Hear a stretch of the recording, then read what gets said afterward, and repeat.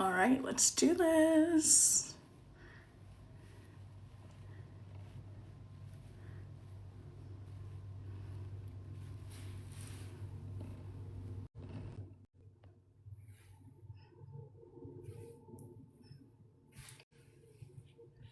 Hello. Can you hear me?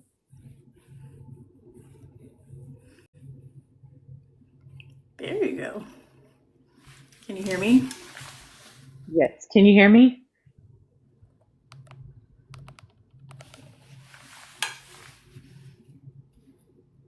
Huh. I can't hear you, Janée, if you're talking. Can you hear me now? Oh, there we go. Okay. Like, Yay, hello. it's working. Can you see? No, we can't. That's weird. How come? Hold on. You connect using audio only? Why? Oh, that's weird. Hold on, let's see. Oh, look me. Look me. Oh, there you go. There you go. All right. How are you guys? Hello. Good, how are you? Doing good. How are y'all? I had a great day today. How about you all? Good. Yeah, that was good. Glad tomorrow's Friday. Yeah, for real. Yeah.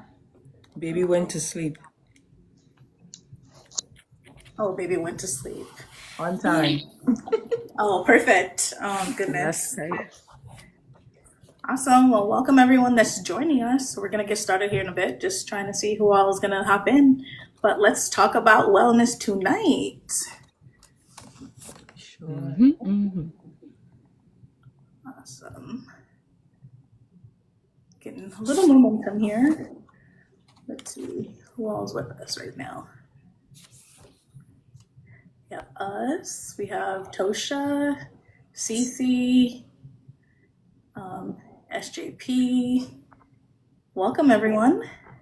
Thank you for joining us. All right. Well, we'll give it just another second here and then we'll jump in, ladies. Okay. But for today, we figured that we would come on together. We are all three in the health and wellness space. Some of you may follow us, some of you may not follow us, but we're going to have a good conversation tonight about all things wellness, whether it's getting started or continuing your journey. So tune in. Hey, y'all. All right, ladies, want to kick it off? Who would like to go first introducing themselves? Or you want me to kick it off? You can kick it off. You go ahead. Awesome. So, hi everyone. I'm Tresh. If you are a follower of mine, then you probably catch my little spiel in my description box. But in case you haven't, my name is actually Trishana. No one ever calls me that unless I'm in trouble. So I go by Tresh.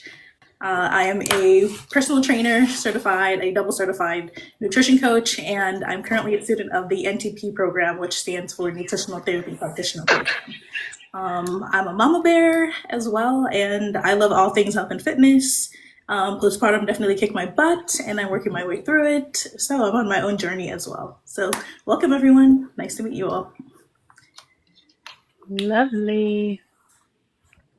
Marie, you want to go next? Sure, I'll go, Janée.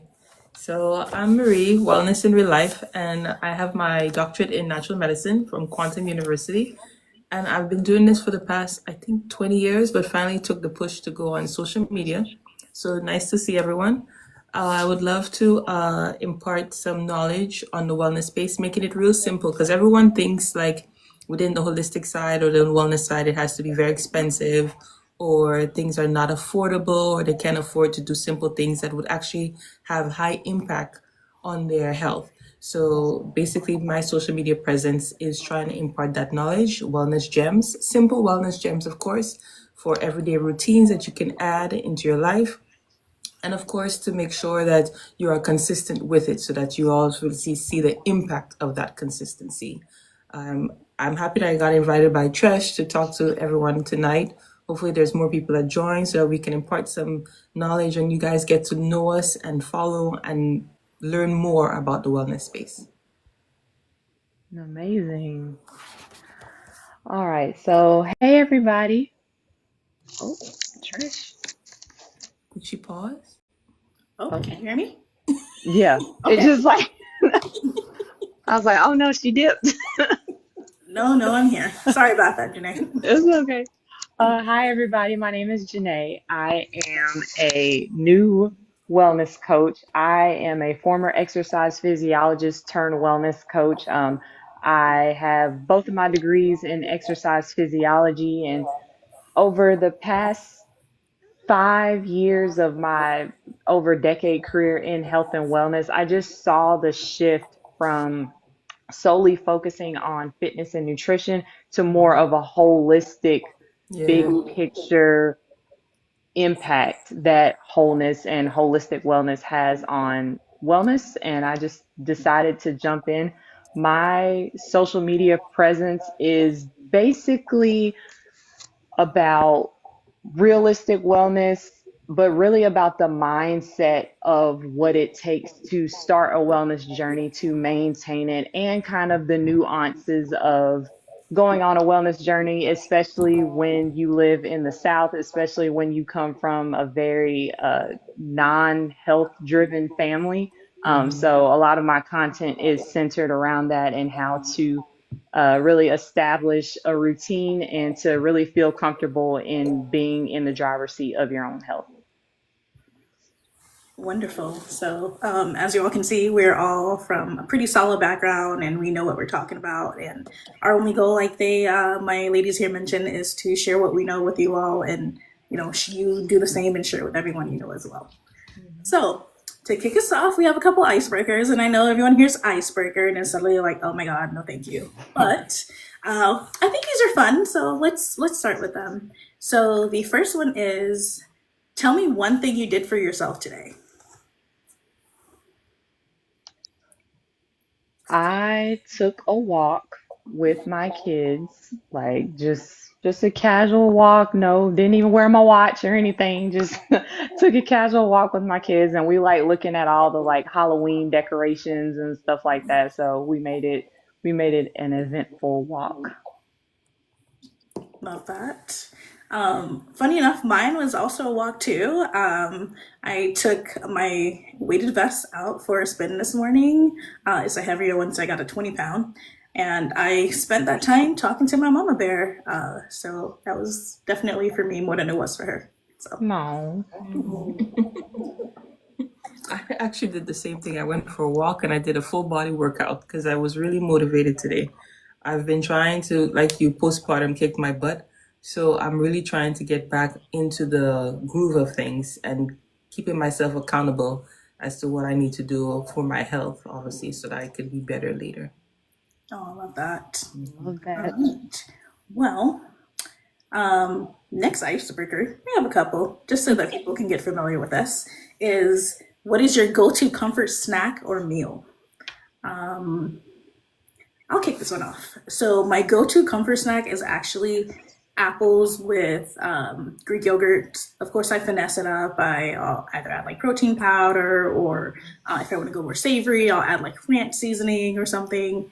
Yeah, don't ask me. My taste buds are a little funny, but yeah. And I would say my go-to meal. I'm pretty basic. Give me my salmon, some broccoli, and some rice. That's probably my staple. I like that. Yeah. How about you, Marie? I think my go-to snack, I don't know, it depends on how I feel. Usually it's like just a bowl of cashew nuts or a dark chocolate. I like the really, really dark chocolate, like 90%. or Yes. or some yogurt. Like I really got into coconut cult, so I like their yogurt and I put some grounded flaxseed in there if I feel like it, if I feel fiberishy, but not usually.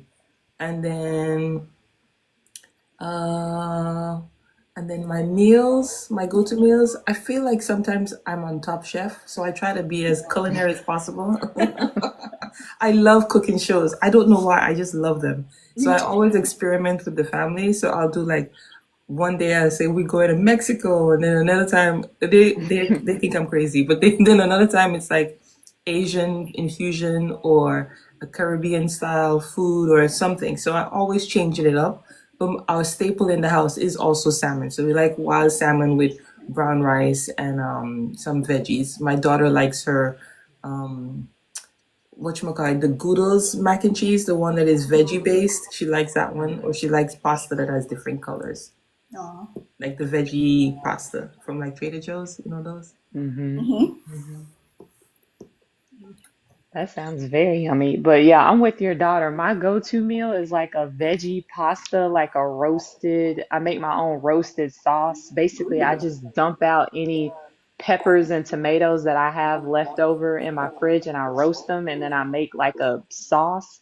And then I just have like either some whole grain pasta or like veggie pasta and I mix it all up and my kids don't even know that they're eating Right. like a veggie pasta. So it's great. I love that. And then my go-to snack are almonds. Like I have little bags of almonds like in All my over the. car because like they don't melt. I don't have to worry about them melt. They don't really make a mess. And like a serving size is like 26 almonds and like that's a lot. Yeah, So I yeah, can just kind of go ahead and, eat a bunch and not have to worry about like overdoing it. So I'm yeah, definitely an almond girl. Nice. Wow. I would say during postpartum, especially when it's breastfeeding, nuts were probably my go-to, especially because they're like, oh, make sure you're eating all the fats and all the above. yeah, Well, I definitely overindulged too much because the postpartum weight was trying not to leave, but I'm working on it. Work in progress. yeah. All right, so let's jump in because part of the reason we're here is to share some tips. So, one of the main segments for tonight that we want to discuss is all about why to get started, how to get started, and why it feels so hard. So, who wants to kick us off here? Let's dive in. So I can I go. could. Okay, Oh, go go ahead. ahead, Marie. Oh, okay. So I was just thinking from a perspective of when I meet with clients and they come to me for the first time, they all ask the same question: what do I eat, or what should I eat based on what you have just told me is going on with my body? And most times I tell them I don't like telling people what to eat per se. I'm more of the notion of telling you what to avoid. Because to me, it's easier to tell you what to take away than to tell you what to eat. And then they scream and they say, oh, but you took everything away. But it's really the base, it's really simple stuff.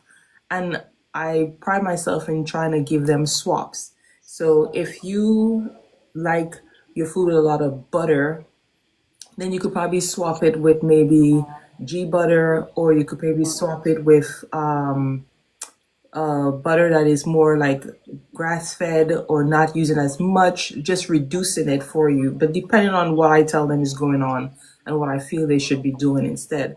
So I pride myself in letting them know of easy swaps and also to start. So I always tell people when you're starting your nutrition or your journey, always do swap instead of cut right away. Because if you cut, you won't stay consistent. You'll hate it. And you'll always think to yourself, well, I miss this. If I just have one piece, then it won't hurt. But if you do a swap, you know you found something that you actually like and that you can stay consistently with it, then you'd more likely stay on the journey when you do it that way. That's just my 2 cents. Totally agree. Yeah, Janelle, you were going to say absolutely. something, so my bad. No, go ahead. No, no, no. Take it away. So for me, since my background is in fitness and in movement, that's one of the main reasons why people choose to work with me is because they want to figure out how to incorporate more movement into their lives. And the biggest barrier I think that people have is that they feel like they just don't know where to start. And there are a lot of influences that play into this.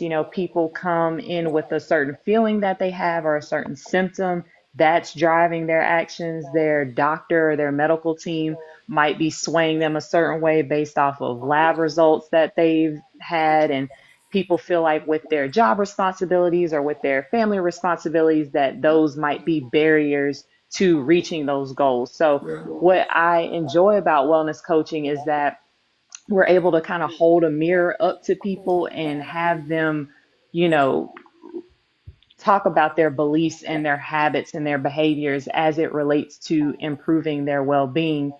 And people are always looking, to compare with other people that they know or people that they see on social media. And I always tell people that you just have to take that with a grain of salt, because there's not like that full disclosure that you're having with someone, especially on social media. You don't know their health history background. You don't know, all the things that they're not putting out online. So while it can be helpful to want to kind of look at people and wonder why they're having so much success and you're not, it's just kind of important to take a step back and figure out what are the factors and the things that you can control. And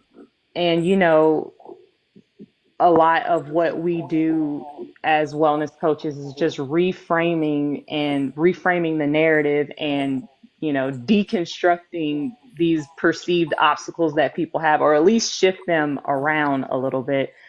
So for me, with movement, that looks a lot like, you know you say you don't have time to exercise, but were there unaccounted gaps in your day where you weren't really doing anything? You were just kind of caught up on your phone. Those little tweaks here and there to incorporate more movement gets people excited, because it's something easy that they can do and they can check off, and that's what's going to build the habits week after week of them enjoying exercise and wanting to actually do a workout and things like that. Totally agree. I think you both made some really good points there. I have the fortunate pleasure of being both certified as a holistic nutritionist, nutrition coach, and a personal trainer. And I see both. I see it from both sides. I had clients where the movement comes first, right? You start to exercise, and then suddenly you feel like you're not making enough of a change. So then you suddenly want to fix your nutrition. Or I have clients where they've been eating so poorly, they suddenly start eating better, and they're like, okay, I'm feeling better. So now I have the energy that I was looking for to work out. So I think either of them can come first. And I definitely think it's totally individualized. Early today, I actually posted a video talking about bio individuality. And for anyone who don't know what that is, it's really just taking health and wellness as at the individual level. Janée talked about social media and how on social media, everyone's throwing knowledge at you, or this person's trying that, or they're having success here, and you might not be succeeding, but you really have to turn a blind eye to a lot of that knowledge and just zone in and lock in on yourself. Janée also talked about being short on time. That's definitely something I'm very familiar with as a very busy mom. One of the things that I'm always short on is time. So I know for me, it's my personal, I guess, belief is getting in where you fit in. Just like Janée said, find those times that you are sitting down and maybe just scrolling, or you're watching TV. Can you walk while you watch? Can you, go outside on your phone and watch that and walk? Can you, do some squats while you're watching TV? It's just finding, ways to make your day full of more movement. So great tips, ladies. I appreciate that. You're sharing that. I guess in the why to get started or how to get started segment, any other big ones that we want to touch on before we continue? Anything you may have forgotten to share? None that I can think of. In terms of the why, it's more of a self-motivation kind of thing. So usually people start because of a health scare, and that's motivation enough. Or they get started because they feel now they have a motivation. In terms of new moms, usually get motivated because they say, well, now I have to do this for my kids because I want to be here, make sure I'm strong enough. Or another one people usually do it, or a good why would be not just health scare, but because of for yourself, that if you're going on this journey, you at least can have some form of normalcy in terms of your health for later. So I always tell my clients that you don't do your health for now, because it didn't take your disease or your infection or your issue didn't start yesterday and then you had it today. It actually has been there and has been pending for years. So it's always good to the work you're doing now, you'll see the benefit of it later. And I always keep that in mind in terms of their health, so that they know that what they're doing is not in vain, but that it works for later in their life. Got it. So I guess question for both of you: why do you think people overcomplicate starting? Because of social media, what they see.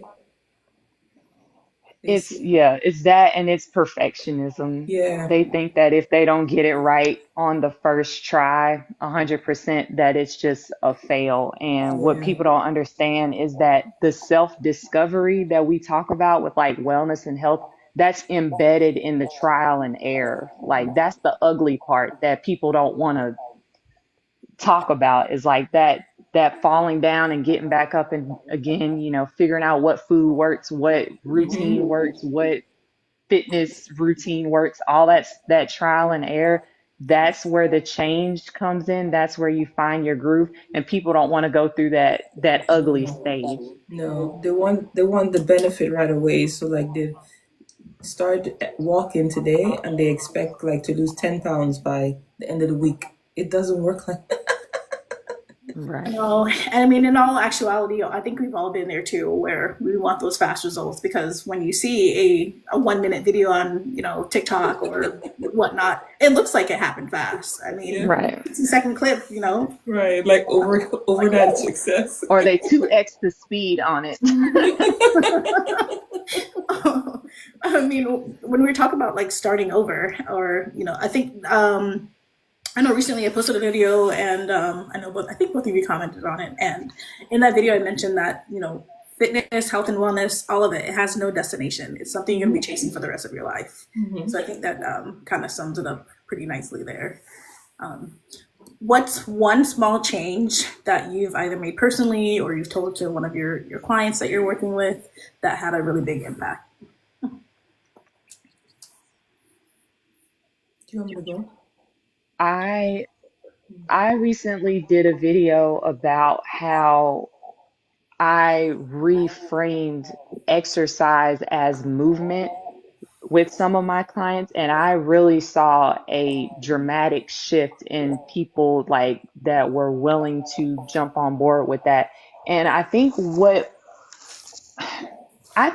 been happening personally, like society wise, is that people who have struggled with weight their entire lives, they just have a negative experience with fitness and exercise. It's been painful for them. They maybe had, unfortunately, traumatic experiences with that.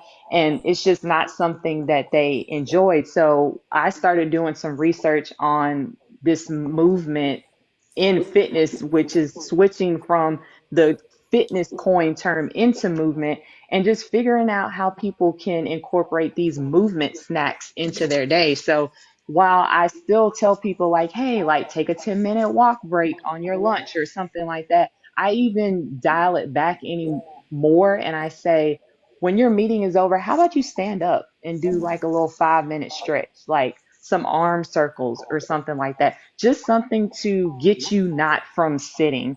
And that has been surprisingly one of the best on ramps to people exercising regularly is just to incorporate these little movement snacks throughout the day. And then after they've done that, it's easier to get them to commit to like a 20-minute workout or a 30-minute workout. Totally agree. I would say the one thing that I've changed that has made a big impact in my wellness journey, because even though I have clients that I help with theirs, I do also apply it to my life because it'd be necessary for me to also walk the talk. So a big change that I've made was for a very long time I've been doing this. We don't eat after 7 at all. So most times our family have our dinner around 4 or 5 o'clock. And when you're in your 20s, you used to laugh at the older folks, the senior citizens, and you'd say they're having dinner so early. But it's actually good for your digestive system because by that time and you're ready to sleep, your food has already started the digestive process. And it has actually helped to stabilize your sugars, allow your body to go into rest mode. You'd sleep better. You don't have indigestion or acid reflux. I've been doing this for years, and most times it has actually helped. So I try to impart that into a lot of my clients that have diabetes, that they should not be eating after a certain time because it actually does spike their sugar. in the morning, by the time they check it, their body is still at work trying to figure out what to do with their blood sugar levels. So I tell them, yes, I also do the same. And it actually has helped in terms of my health and my way. So you should also do the same, because in the end of the day, you don't want to continue this downward spiral for your health to the point that you get into taking like more medications and insulin and whatever. You want to try to reduce that so that your body can start making the good cells in order for it to start recouping. Nice, nice. Totally on board with both of those. Oh goodness. I don't know about the eating not past 7 though. Might need a little snack, but maybe not too close to bed. Well, a And full totally meal, a agree. snack is fine, but a full meal, no. Oh yeah, no. Meals that heavy, probably not. Totally Yeah. agree. Yeah. And I so too agree, Janée. Joyful movement. There was a whole push for it a few years ago, where everyone was, reframing exercise, and that was something I picked up because as someone who primarily lifted for the longest, I got tired of it. I never thought that I'd just enjoy going on a walk every day. And then suddenly it's like, oh, wow, okay, I'm kind of missing, lifting. So then let's do walking and lifting, or let's do, lifting today and walking tomorrow. So I think you also said that too in your video. You said a few weeks ago, take a break from something that you're doing and, maybe pick it back up another time or try something else. So totally agree there. Well, we talked about so far, why it's hard to get started, ways to get started. So let's actually kind of build out the routine. So when you think about the 3 steps that are involved to kind of get going with a whole wellness journey, those typically are movement, eating right, and then mindfulness as well. So how about we kick it off with talking about movement?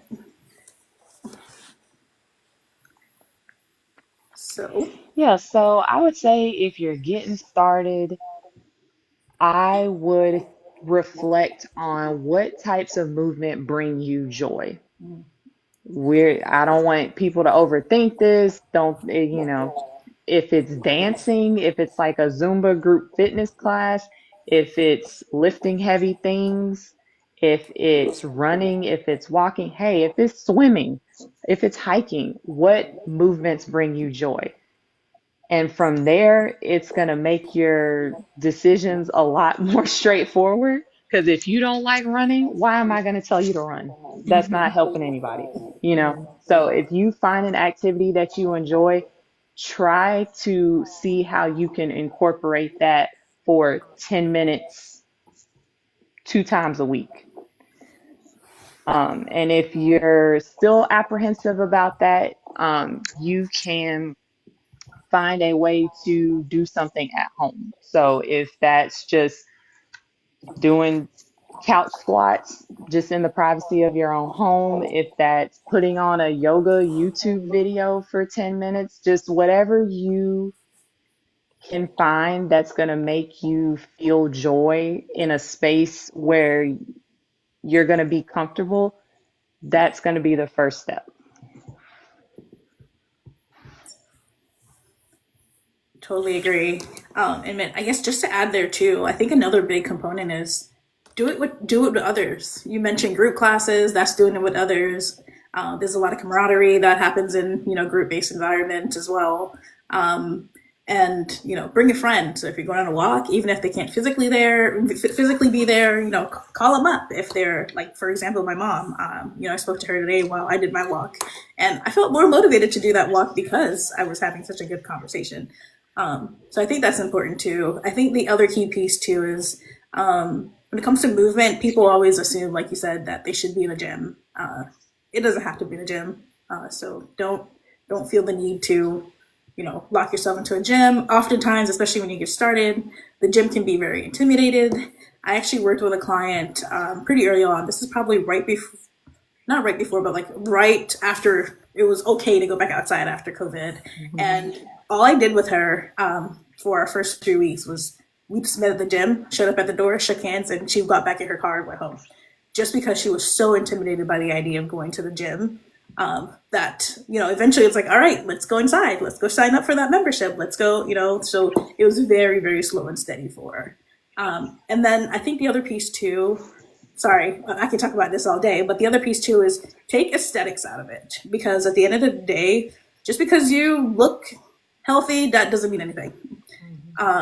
So make sure that you're doing it for your overall health. Like, it's not just, to look good. That's the side effect of, the movement that you're participating in. So, yeah. Love that for Yeah, sure. for sure. And then taking into account the mind and the body. So a lot of what I learned in school and also with the different clients, there is a connection between the mind and the body. And a lot of times people think what they consume does not affect their health or their wellness journey. So taking into consideration all the things that you think of subconsciously. Obviously, you won't know what it is, but journaling helps, affirmations help, trying to make sure that you look good, even when you don't feel good, actually does help the body to say, okay, I'm restarting, she's trying something, I'm going to follow suit. Because if you feel down and you continue to dress like as if you're down or you're not, thinking of yourself and being part of that, your mind does follow and your body does follow suit because there is a connection. So taking into consideration that your mind and your body has a connection and that anytime you talk about yourself or you do things or you think about something that is negative, it does affect your body. And taking that into account for your health is very beneficial because it's one of the first steps you can do in the trajectory of moving yourself forward for what you have to do later for your wellness journey.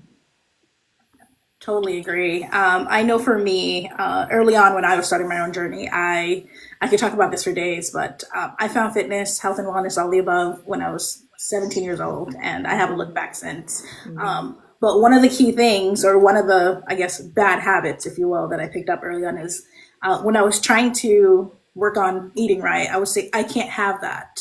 So suddenly I felt really restrictive in my mind. So instead, I would say, my goals are not aligned with this item or something along the lines like that. So it feels more intentional. So I'm putting a lot more intentional mental effort into it because that's not going to get me to where I'm trying to go instead of feeling like I'm restricting myself. So just that one small reframing was definitely important. So far we covered the mental, we've covered the physical. So let's talk about the eating portion. And I don't know about any of you. I think a lot of the folks that I work with struggle in this area the most. And I think Marie said it early on in the conversation, and that was, stop subtracting and start to add more. Put more on the plate instead, or find more healthy slots. So by doing that alone, I think that's 90% of the battle. The 10%, of course, we need more fiber and Right. more vegetables on the plate, and so on. So, and then hydration. This is someone that's I'm going to stress. You probably see me picked up this bottle a few times now during this call or this conversation here, but that's key as well. It doesn't have to be a gallon, but at least make sure that you're drinking water. At least, 8 cups a day or 64 ounces a day, just so that you keep your brain fresh. Because of course, our body is 70% water, so make sure you're feeding it, good things. So, I have a question for you both. What's your favorite simple movement when your motivation is low? Walking. Yeah. Specifically walking outside, getting Yeah. in the sunlight, like just being outside, fresh air, sunlight. Yeah. Totally agree. Yeah. Okay. What's one small nutrition swap that you would make as a beginner or tell a beginner to make? Instead of gummies, eat dates. Expand on that. Interesting. Yeah, so they have the same sticky satisfaction and the same type of sweetness that you would think that it feels like a gummy. So if you get like the really good ones that are like nice and soft, not the hard ones in the packet, but the nice and good ones, they feel like as if when you eat them, they feel like as if they're gummy. They're also like gummies, but they're better. So you get the sweetness, you get the satisfaction of having something sweet, but you don't have the guilt. And you get the fiber. So I mean, it's a win-win. Sure. With the gummy, it's gelatin. It's not it's not going to have any benefit to you. No fiber, none of that. They might even come up with protein gummies next year with all this protein thing that they're doing. But I mean, right now you should probably consider like a very easy swap is dates, and they taste good. You could even make dates taste like Snickers with putting like peanut butter and Hmm. peanuts in it, and put it in the freezer, and then eat that. It's beautiful. You'd never know that it's not a Snickers. Oh yeah. I don't even need the chocolate portion, honestly. When I make it Right, at home, I just put a little dab of natural peanut butter and some peanut. right, Oh, right. it's so good. And a pinch of salt. The salt really brings out the Yes, flavor. it does.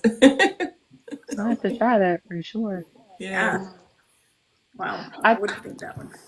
I think for me, I one of the best swaps that I recommend is to get like the tub of the non-fat, like the flavorless Greek yogurt, because Yeah. that's the good stuff for the Hmm. sauces. Like if you're Yeah. a sauce person, like I just don't like, you know, the chicken breast, like, you can only eat so much of that, right? Like so, and if you're a sauce person, I love to make like a take some Greek yogurt and then a splash of like lemon juice, a little Hmm. salt, a little pepper. I mean, that goes a long way. So I just feel like people don't really talk about sauces when they talk about like meal prepping and stuff, and that can honestly make or break it. And Yeah. especially if you're not careful with what kind of sauces you're using, that calorie count and that sugar count can Yeah. go up really fast. But when you got that non-fat Greek yogurt, that can really elevate a dish. So Nice. I'm glad you said that about the sauces because that's so true. Because funny enough, when you eat dry foods, it does not aid in hydration. And the more sauces you have, and the cleaner the sauce is, the better it's good for hydration and for your gut, which is a really good point in the sauces. Because I mean, a lot of the foods people have are like maybe a burger and fries, but there's no sauce. And if the sauce is ketchup and then mustard and all those things, but if they did something where it was an actual meal and they had really good sauces, it helps with the gut and it helps with the digestion too. that's really good to know. Yeah. I'm writing as fast as I can on this side. Taking notes on that one. I guess mine is less of a swap and it's sort of twofold. That is, no matter what I'm eating, add a vegetable. Just because I'm all about adding more. You can do the burgers and the fries, but can you throw a couple, carrots in there, just make it a tad bit more healthier. Like you said, you're looking for more fiber, more nutrient, those micronutrients as well on the plate. Um, and the other side of that is to make sure that you are, seeking some alternatives. If you love rice, you have cauliflower rice, you have quinoa, so swap it for something that's a little more beneficial. I know this one's pretty controversial, and it's talking about the type of rice. So, the 1 gram of fiber that comes from the brown rice. So, I always tell people, finesse your white rice if you're going to consume it. Throw in some frozen vegetables or add some quinoa in there to bulk it up as well and give you some more of that extra fiber. So, a little less of a swap and a little more of adding more nutrients onto the plate. So, nice. Okay. How do you personally get back on track, especially mentally when you've fallen off?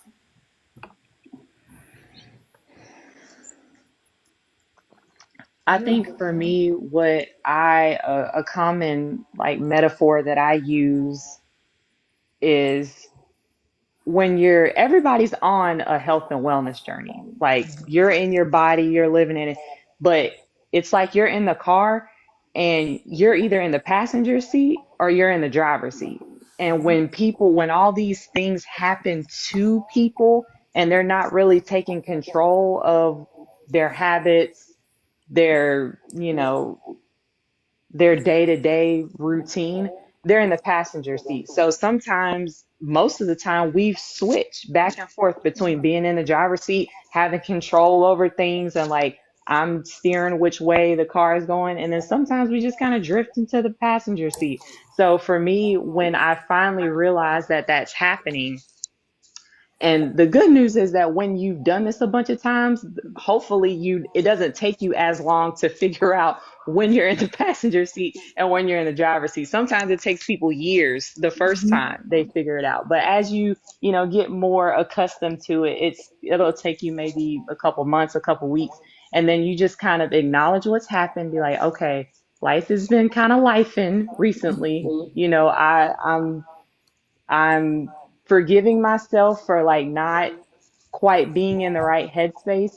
And I'm just accepting that, and I'm choosing to move on and move back into the driver's seat. So just having that acceptance of like, I can't change, you know, what I did for the past X amount of weeks, X amount of months. But now I have the realization that I need to kind of lock back in. I need to focus. I need to, like you said, align my wellness vision with all of these actions and habits that I'm doing.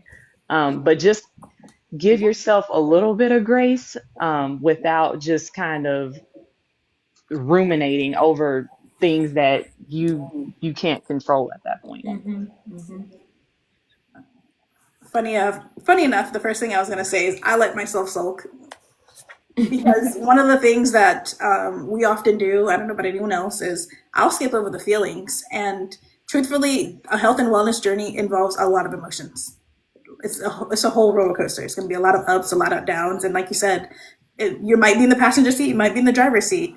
I like to phrase it as your priority shift. So it might be your priority this week, or it might not be your priority this week. So or this year, something else might be coming up. So yeah, I totally agree. I think another piece for me that's been helpful is I always keep plan A, B, and C in my back pocket. So when it depends on how far I've fallen off, whether it's my fallen off with my nutrition. So then I'm like, okay, well, you need to get back on putting more vegetables on your plate. Or if it's I've fallen off on working out. All right, start gentle, just, do some yoga, do some stretches, just go on a walk today. It doesn't have to be long, but you did it, right? Or it's I've completely fallen off. It's like, all right, well, let's reset. Check in with myself, figure out what happened. Why did I fall off? What took priority instead? And then, go from there. I think another thing that is also helpful is having an A, B, and C schedule for yourself. So I do this thing where I will say, I'm going to work out today. And those gaps that we're looking for, I'll say, okay, if I do it during this time, I can go for a walk. If I do it during this time, I can lift. If I do it during this time, then I can do a combination of the two. So I give myself a lot of grace, let myself sulk. And then as a planner and a professional organizer, at least in my mind, I make sure that I keep some options in my back pocket to get back up. So I like that. So the only time I can remember that was really significant in terms of when I fell off, and it was for a long time, is when my dad passed. And I literally was not motivated to do anything, be anywhere, go anywhere, like nothing. So I fell off for a good, you could say 6 to 7 months. And during that time, I realized that it's very beneficial to have a community because they can hold you accountable.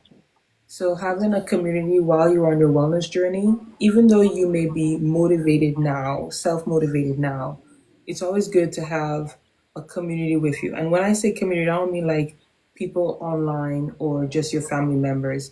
You could have friends, you could have strangers that hold you accountable and tell you, hey, what's going on? What's up? How are you doing? Just people checking in and seeing how you're doing because they realize you're not yourself or you're not doing what you used to do before, or where are you, or what are you doing, what are you up to, whether it's your exercise, whether what you eat, or whether it's your presence has not been as much as before. So I stress that to my clients also. Always make sure you have someone that holds you accountable other than yourself. And they will, because we all have someone that holds you accountable, even if it's your mom that tells you, hey, did you put on a few extra pounds? I mean, that's your community. There's one thing about our people, though. We are going to definitely call you out as soon as we see that change. So For sure. if you're not looking for the accountability, it's coming your way. Coming in hot. Oh, man. Well, I know this is, for everyone, but I definitely think it's important for us to maybe talk to, our people a little bit here. One of the key things, and I know, Janée, I think this is definitely up your alley, especially with your Southern charm and style, is how do we, keep eating our cultural foods without, losing who we are in the process and, not, all of the joy in our lives, I guess, is taken away when we have to shift. So curious on your thoughts there. Yeah, what I've witnessed in my own family is that, my grandmas and my aunts, cooking is their love language. Like they just want to give you all of the things that they know that you enjoy, and they want to fill you up. And I'm at a point in my life, just being a mom and, caring for littles, to where I can appreciate that, and I can appreciate, the feeling of knowing that, like, oh, like all my, like, my kids are gone, and when we come back, like it's a reunion of sorts. So when I do, go to like my grandma's house and stuff like that, and I let her cook me these things, I don't, and I've learned this the hard way. I'm not telling her, like, oh, like I'm, I gotta reach my, protein goal, or I gotta do this, so I can't do that. I just let her give me what she's going to give me. And I come with my little to go containers, and I section it off. That way I don't feel like I have to eat everything at one time, and I can just go home and freeze it and be fine. But I think that just being in the South, and just, when you go out to eat, it's the sometimes the menus can be limited. So I just tell people, try to scout it out as much as you can. If your if your goal is to, lose weight, gain muscle, all the things, you do kind of want to be cognizant of that. And you're going to be tracking your macros, at least. And some people might be tracking their calories. So I would just say everything in moderation, try to um, kind of do your best to enjoy yourself, but at the same time, keep your goals in mind. And then know that, like, your family, they probably they probably want you to be healthy and all the things, but when it comes to like actually making the choices to like do that, it might be a little difficult for them. So I say bring some to go containers, try to section some stuff off. um don't leave with the whole pound cake that she made for you. But just understand that, like, that's probably the way that they express love. So you just kind of you got to roll with the punches on that. Yeah, I can imagine you saying no and your grandma immediately flipping the pot. So definitely don't Right. tell them. You said what? You're doing what? Nothing. I spent all day cooking for you, and you just Right. said no. I'm like, here So, you go.